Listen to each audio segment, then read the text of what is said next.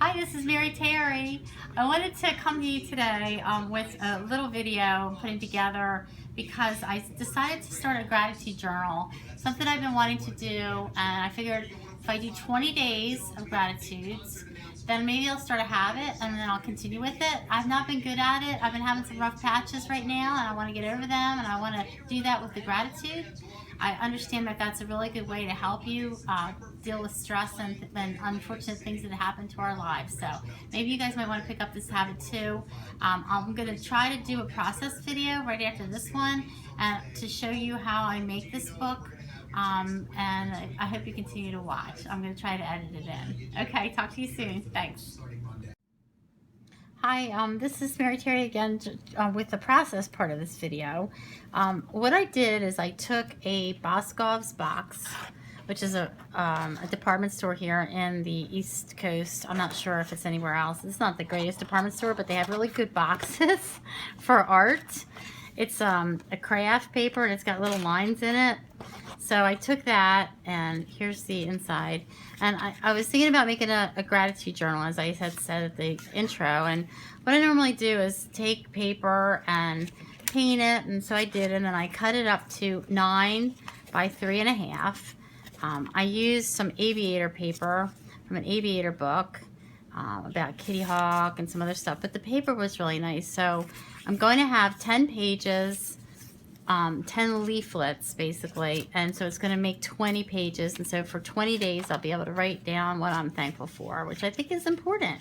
They say it really does help reduce stress and anxiety and help you realize that your life is meaningful.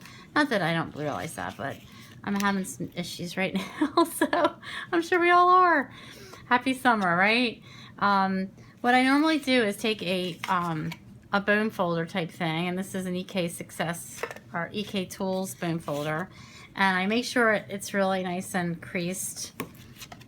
And sometimes I will actually score my paper, but I find with this type of book, which is going to be a pamphlet stitch, that it just makes sense to take each page and just let it find its own natural middle by lining up the sides.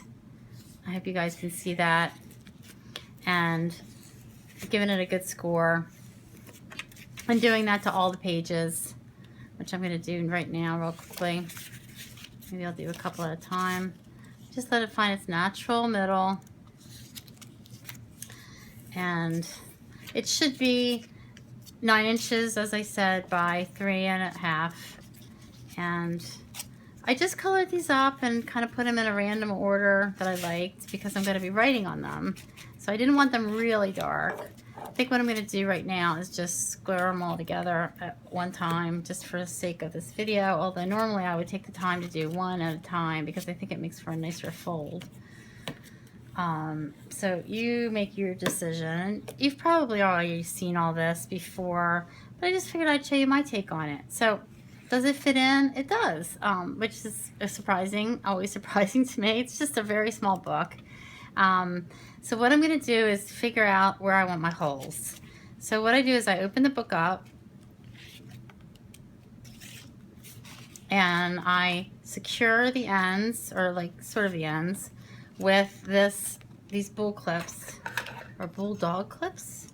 I'm not exactly sure what they're called, but they're clips. And what that does is that helps me keep the center tight in so that it's close to this cover and the pages are there. And then kind of straighten it out if it looks wonky like it does. They're not going to be perfect. It's handmade, so of course, handmade stuff is never, I mean, you can make it perfect if you want to, of course.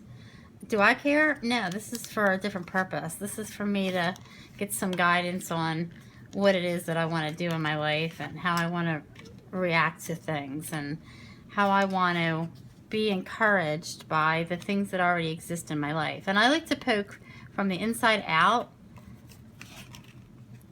So I go in the center, and be careful with your fingers if you have a pokey tool.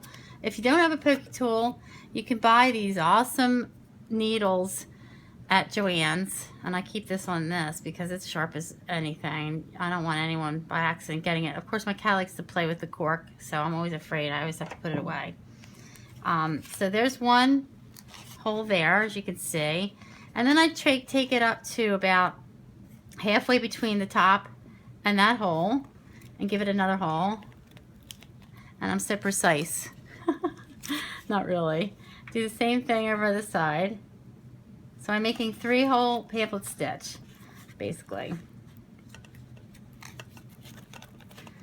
And other people do it differently, but that's, you know, whatever you want to do is good with me. I have this crazy little needle holder that I have with needles of all sorts with some magnets in the bottom so that the needles stay in there, and I decorated it with some pretty stuff. I may have showed this to you before. It's just an old Altoids tin. But it's got a really nice big eye to it. I don't know if you guys can see that. But it's a nice big eye, so it makes threading the needle very simple. And I use waxed thread. You can wax your own thread if you don't have any waxed thread, or you can just use any type of thread. It's really not that important that the thread be waxed for such a small book. And what I normally like to do is take maybe 3 times the size of the book. So I'm going to be going up and in and in and out and out and around. So I'm going to give myself 3 times just to work with it, and a little bit more for good measure. Some scissors here. I'm going to cut that off. I'm going to thread my needle, and I am going to start sewing. I just leave a tiny little tail here, just enough to tie it together, and I can always make that longer or shorter as I go.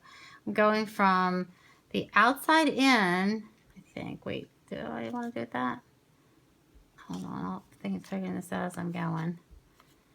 Yes, I want to go that way because I want the tail to be on the outside so that I can attach one of these cool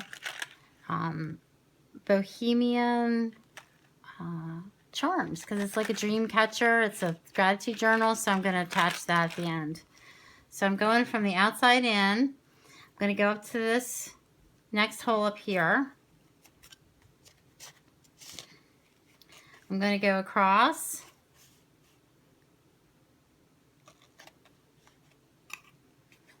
I'm going to go in, keeping it tight. Pull your needle. I hope you can see that. Pulling my needle in, going back into that middle hole, not separating that. But see how I'm on that side of the string? I want to be on the other side of the string just to make it more tight. And give it a good yank. Needle's done now because it went through where I needed it to go.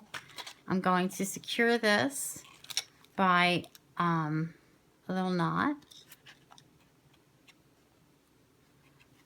I'm going to do the left over right, and then the right over the left, which I believe is called a square knot.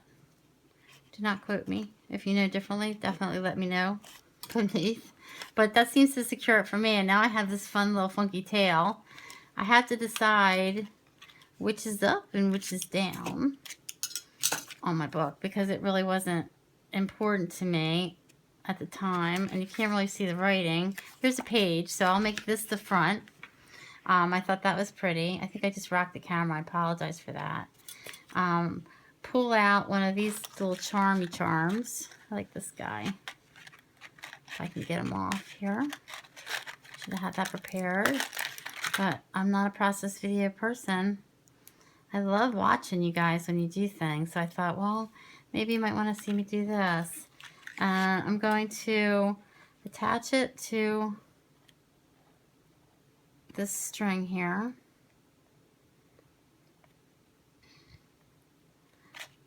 And then I'm going to try to make like a knot around it. Even though it's a cushy thing, it's more like a jump ring in my estimation, so I'm going to make a knot. So let's pretend I have, because I don't want to waste all my time doing that with you guys. But what I would do is make a knot. Make a knot and then let it hang down. I think that's kind of pretty. And then what I thought I would do is take my corner rounder, because I like having edges that are more round, and doing a half. This is the 1/2 inch side, And this is a really nice thing. If you guys haven't gotten one of these, it's really nice. It goes through a bunch of them. See how that just makes it sort of more finished looking? And then I'll do each page inside so that I have a book that feels good and looks good to me and makes me want to write the gratitude that I want to write. And what's really funny is I'm going to write on camera, which scares me because I hate my handwriting. But this is going to be day 1. And I'm going to put day 1 up here. I hope you guys can see that.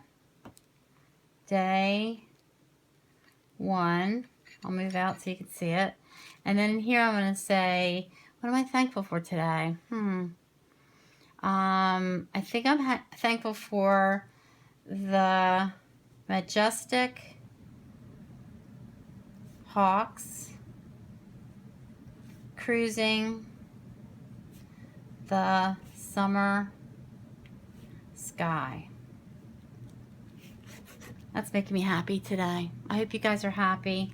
And I hope this gives you an idea to make your own gratitude journal. I may go ahead and decorate the front of this with something, or I may leave it plain because I know it's for me. It's just for 20 days. And then after 20 days, maybe I'll make another book, and or I'll make a bigger book. But I just want to start this. So the majestic hawks cruising the summer sky. I'm thankful and grateful for that. All right, I hope you guys are all doing very well, and I hope I get to see your videos soon. Thanks again for watching. Bye now.